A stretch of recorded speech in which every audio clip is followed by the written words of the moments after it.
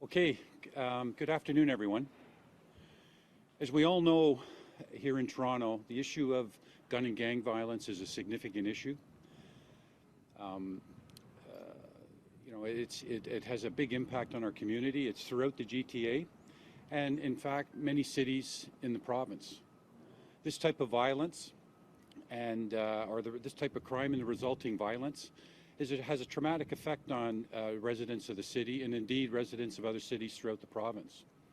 As a police service, we welcome investment that will help law enforcement agencies reduce the threat of gun and gang violence, and by extension, enables us to help victims of these crimes.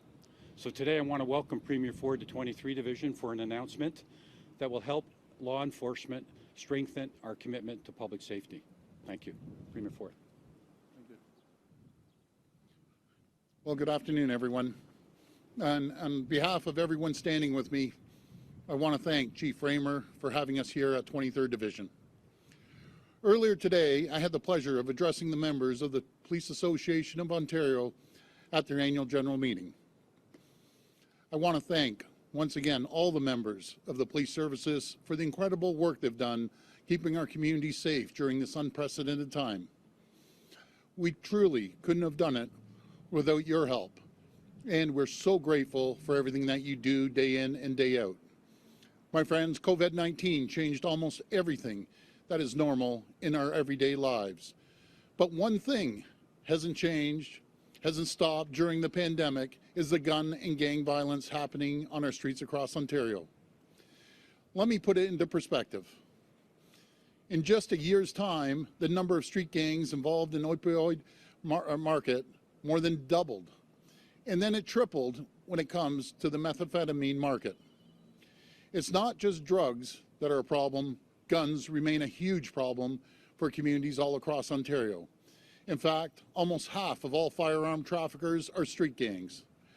These are scary numbers, and it shows the size of the challenge faced when it comes to combating these criminals.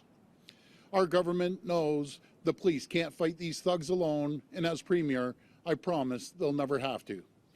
We will spare no expense to ensure our brave women and men in uniform have everything they need to wage this battle against gun and gang activity. That's why today I'm announcing a further investment of over $75 million over 3 years to combat crime. Funding that will disrupt the drug supply chains and help investigative supports. It will help police trace firearms, identifying gun traffickers, prosecute the bad guys who put the lives of everyone in danger. This is about keeping our community safe. This is about keeping our children safe. These initiatives will disrupt gang activities and the drugs and human trafficking that fund these criminal elements. As I've said, there's no crime more deplorable, more heinous than human trafficking. There can be no mercy when it comes to cracking down on these crimes and the terrible people who commit them. And so we remain fully committed to working with our policing and community partners, arming them with the resources and tools they need to do their job to the best of their abilities. In fact, last week we announced an investment of over $267 million over the next 3 years to support community safety and policing grant program. I've said it before and I'll say it again. We will do whatever it takes to protect people from the criminals who want to do them harm and who threaten and prey on our children every single day. We will stand shoulder to shoulder with law enforcement. We will never relent in our duty to keep Ontarians safe. Thank you, and God bless the people of Ontario. Now I'll hand it over to our Solicitor General.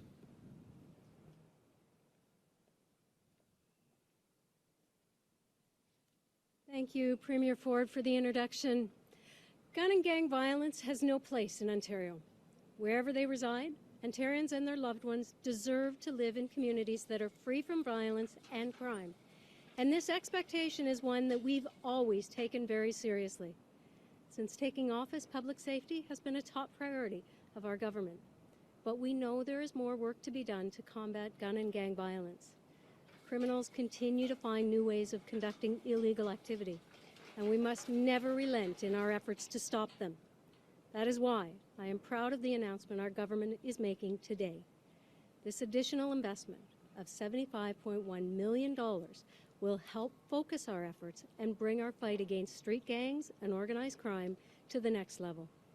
Some of these new initiatives include establishing the Office of the Illicit Drug Intelligence that will provide enhanced investigative support to identify and prevent cross-border drugs, guns, and human trafficking. Working with federal and U.S. counterparts, the newly created office will play a strategic role in disrupting the drug and gun supply chain coming into Ontario. We're also investing money to assist with firearms analysis and tracing, allowing for the timely identification of gun traffickers, their networks, and smuggling routes. Because Ontario is only as safe as its borders, we will increase the presence of border enforcement security teams to curtail the flow of illegal firearms entering our province. Another important aspect of our strategy and funding today is to support our police services' investigative efforts by enhancing resources to support provincial joint forces operations and formalize collaboration among jurisdictions. Establish a province-wide joint analytics working group to improve the ability to share intelligence among police services, and create a provincial database of gun and gang activity to ensure consistency in the clarification of relevant data. Of course, all investigative efforts are only as effective if offenders are promptly brought to justice and prosecuted. That is why, to expedite the prosecution process, we'll create a mobile provincial gun and gang prosecution unit, which my colleague, the Attorney General Downey, will talk about in greater detail. I am confident that these strategic investments will bring about positive, long-lasting results. They will help to effectively disrupt gang and organized crime activities and the revenue streams that fund criminal activities, including gun, drug, and human trafficking. We know there is a strong correlation between street gangs, gun violence, drug, and human trafficking. That is why dismantling illegal activities is the only way we can truly put a stop to the violence we are seeing in our streets and in our communities. To date, along with our federal partners, our government has invested approximately $187 million to disrupt criminal activity, prevent cross-border trafficking, enhance investigative supports, and increase collaboration among the justice sector. I have also engaged my federal counterpart on ways we can continue to work collaboratively to find new, proactive solutions that will support the work of frontline police to dismantle gangs and stop gun violence. By providing our frontline officers with the many tools and resources they need to do their jobs, only then can we ensure all Ontario communities will remain safe places to live, work, and play. Thank you. I'd now like to invite to the podium Attorney General Downey. Thank you, General, and I'd like to begin by thanking Chief James Raymer and the Toronto Police Service for welcoming us here today, and I want to thank the Premier and each of my colleagues who have advocated for these new measures that will make an impactful difference on the front lines of the fight against gun crime in our communities.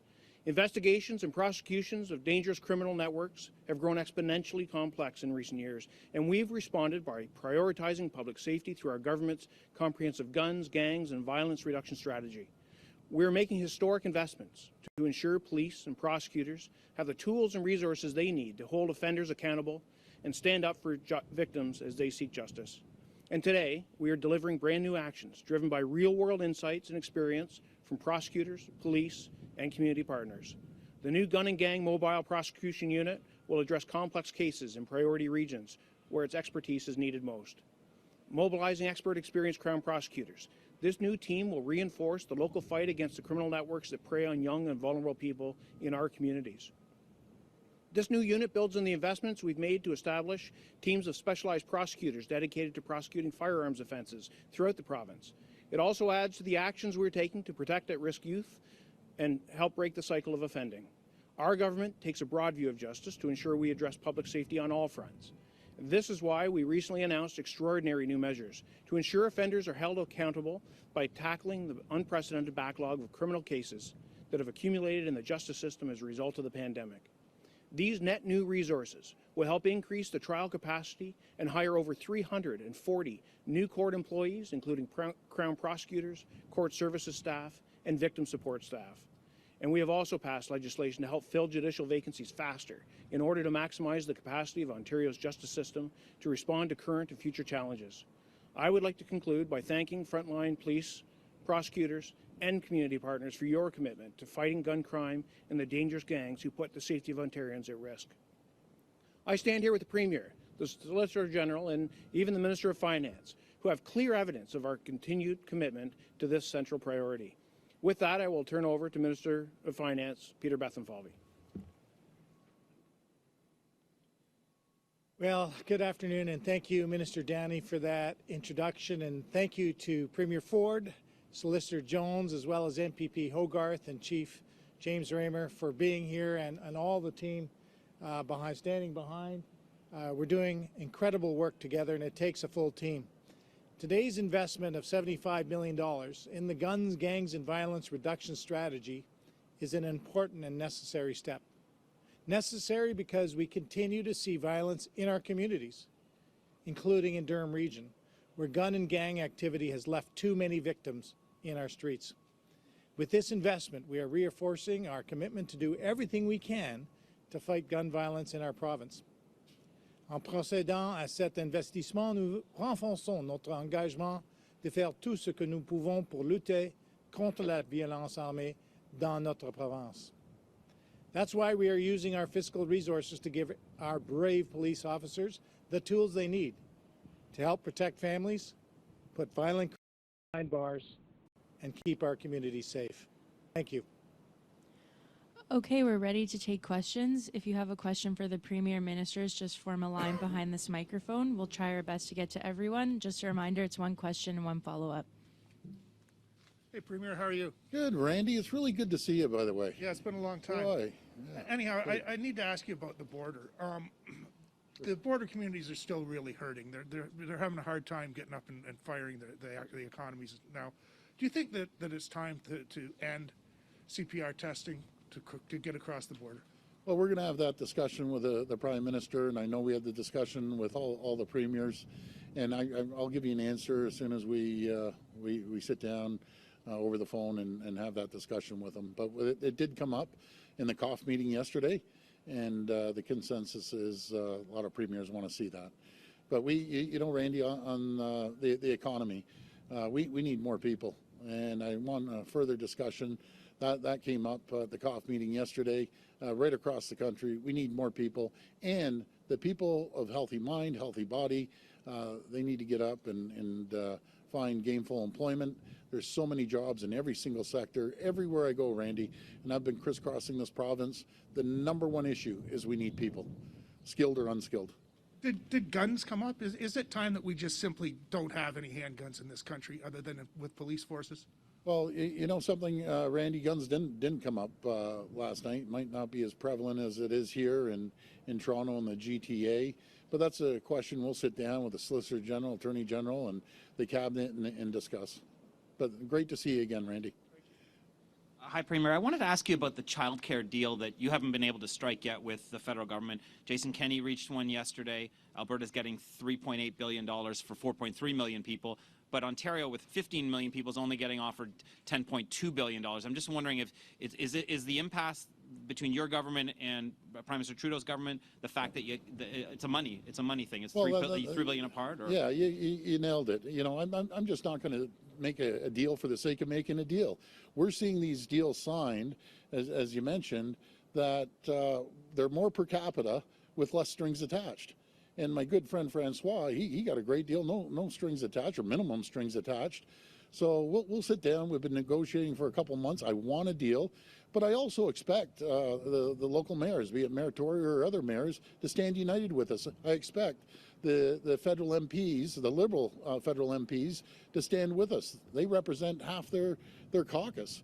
So we'll strike a deal, but I'm not making a bad deal just for the sake of making a deal. And I won't hold that Green Bay Packers hat you're wearing against you since I'm a Bears fan. The pack is back. I know. I know you're a Bears fan. It's they haven't been doing so well this year, though. Following up, Premier, is the impasse just that 3.6 billion, that difference? Because we gather the federal government isn't counting the money that Ontario pays for full day kindergarten for 4 and 5-year-olds. That's 260,000 kids. Is that the crux of the problem here? That's a good point. It's about $3.6 billion, and I don't know of any other province that has full day junior kindergarten paying that amount. But yeah, we have to sit down. We have to make sure that there's minimal strings attached, because no one knows their province better than the premiers, the local MPs, MPPs, and mayors. So that's what we need to do, and we'll get a deal done. We've had tougher discussions than this, but I'm not going to make a deal just for the sake of making a bad deal. That's for sure. Hi, Premier. Hi. Laura Stone, Hey, Globe and Laura. Mail. How you I doing? just wanted to follow up on the questions about childcare. Yep. What do you say to your critics who are essentially accusing Ontario of bungling this? That most other provinces have a deal. Ontario's left in the dust. You haven't submitted the paperwork to the federal government. Yeah. And come the new year, parents are going to have lower rates in other provinces. What do you say to Well, those the people? critics have never made a deal. I've made deals my whole life. I've made deals since I've been in office, and even the pandemic deal. If it wasn't for Ontario, would be about $3 or $4 billion short on that. I'm going to stick with our guns. I need the support of the local mayors to be united. I need the support of the MPs, especially the Liberal MPs. I'm not going to be shortchanged on this deal. Plus, we need sustainability. We need this to be ongoing. What's going to happen after 5 years? They're going to wash their hands and walk away, and we're stuck with the funding? No, we need a good deal. We want the same deal as our friends, and I call them our friends because one of my closest allies is Francois Legault. I want the same deal as he does. He has minimum strings attached, and they're getting a lot more per capita, and so is my good friend Jason Kenney. God bless him. But they need to come to the table, and they need to present us with a proper deal. I'm not going to get the short end of the stick on this. I have to represent the people of Ontario. The worst thing we could do, the worst, is sign a bad deal. And it's going to cost us a fortune, and while everyone else, has a good deal. So we'll get there. Why do you think, or why do you think that Ontario would be getting shortchanged when these other provinces aren't? I mean, they have very predominant ministers here. Well, you're going to have to ask, the federal education minister. You're going to have to ask the PM. And I have a great relationship with the deputy prime minister. I spoke with her over the weekend. We have a great relationship. We both agree we're going to get a deal. And by the way, we trust each other on making a deal as well. Christia, we've had a great relationship. She's very honorable, and we'll get there. We went through this before. So you're getting involved? Are you getting Well, involved? we're going to be involved, and along with the Minister of Education. And by the way, Stephen Lecce is doing an incredible job on his side of negotiating. But we'll get there. We'll get there as sure as I'm standing here. Hi, Premier Ford. Adrian Gabriel, City News. How you doing, Adrian? Good, thank you. On today's announcement, if we look south of the border, we can see the billions of dollars spent on the war on drugs. We've heard former chiefs of police in this city say we can't spend our way out of this problem. So how do you believe that another announcement with more millions of dollars being poured into guns and gangs is going to make any difference on the streets? I think it's going to be a huge difference. We need more boots on the ground. We need more police officers on the ground. They've been stressed out. Their budgets are always under review, always being chopped. We need to put money back in there to have the women and men in uniform out there going after these gangs and guns. It's very simple. This, as the COVID kept going and affected our lives, never affected their lives. They just ramped it up with opioids and methamphetamines that are killing our young people. It's killing our young people. If we just stand back and say, we aren't going to give you any money, by the way, go do the job, it doesn't cut it. We need to go out there aggressively after these gangs and hold them accountable. But then we need enforcement.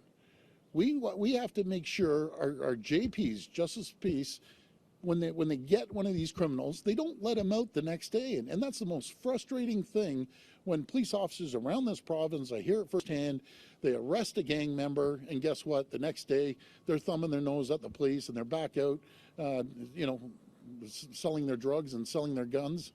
So we need all reinforcements on the ground, and have all the confidence in all our police services across the province. I was speaking today with members of this community and a former gang member as well, gang leader, who said that when they were growing up in this area, there were more resources, there was more community services, there was more places and outlets for kids to go. And they say that that's really what's needed, as well as people, outreach workers, plainclothes officers going out and building those relationships in the community to learn where the guns are, to learn when they're coming in. Is any of today's money going to help the community, to help from the grassroots? Yeah, we just, as I announced, we invested over 200, I think it's 90 some odd million for community outreach and making sure that the police can interact with the communities. And I'll be very frank, you talk about community policing, ask anywhere in Ontario, there's no better community policing than there is with Superintendent Ron Tabner. He's so deeply engaged with every single part of this community. Everyone knows him and feels comfortable talking to him. That's the other thing. You got to knock down the barriers that when the police go there, they're there to help. They aren't there to, create problems. They're there to help. But we need more community policing, and I have all the confidence, not only in our Toronto Police, but our York and Peel and OPP. They're doing a great job. Hi, Premier. Lorenda Redekop with Hi, CBC. Hi. Following up on that, when your government came to power, it cut programs for youth to help youth in communities like this one. It sounds like when you're talking about other money that your government has provided, it's connected to policing. But we've heard from some community members, they're not comfortable with the police. So what will your government do to help people and perhaps bring back programs? Yeah, well, we're bringing programs back. Matter of fact, I'll speak for my area that we're in. We increased funding to the Albion Boys and Girls Club. We're going to focus on, supporting areas, no matter if it's as simple as working with them at the Y or other programs within the community. But I'll pass it over to the Solicitor General here.